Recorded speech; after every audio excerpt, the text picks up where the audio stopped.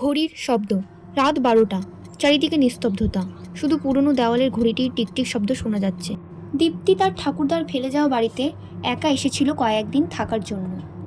পুরনো কাঠের দরজা, ঝুলে পড়া জানলাগুলো আর ঘরে ধুলো মাখা গন্ধ, সব মিলিয়ে একটা গা ছমছমে পরিবেশ। হঠাৎ ঘড়িটার কাঁটা বন্ধ হয়ে গেল। দীপ্তি চমকে উঠল, ঘড়িটার দিকে তাকালো। সময় থেমে গেছে, 12টা বেজে 4 মিনিটে। ঠিক তখনই দরজার বাইরে একটা ধাতব শব্দ, ছিজি পোকাগুলোর শব্দ থেমে গেল। দীপ্তি ধীরে ধীরে দরজার দিকে এগিয়ে গেল। দরজাটা একটু খোলা ছিল, হালকা ঠেলা দিতেই খুলে গেল পুরোটা, কিন্তু কেউ ছিল না বাইরে। সে দরজাটা বন্ধ করতে যাবে, এমন সময় পেছন থেকে একটা ঠান্ডা নিঃশ্বাসের অনুভব। সে ঘুরে দাঁড়ালো, কিন্তু পেছনে কেউ নেই। আর তখন ওই ঘড়িটা আবার বেজে উঠল, কিন্তু এবার শব্দটা ছিল অস্বাভাবিকভাবে জোরে, এবং কানে যেন কেউ ফিসফিস করে বলল, তুই তো আসবি না, আমি তোকে ডেকে এনেছি। শেষ।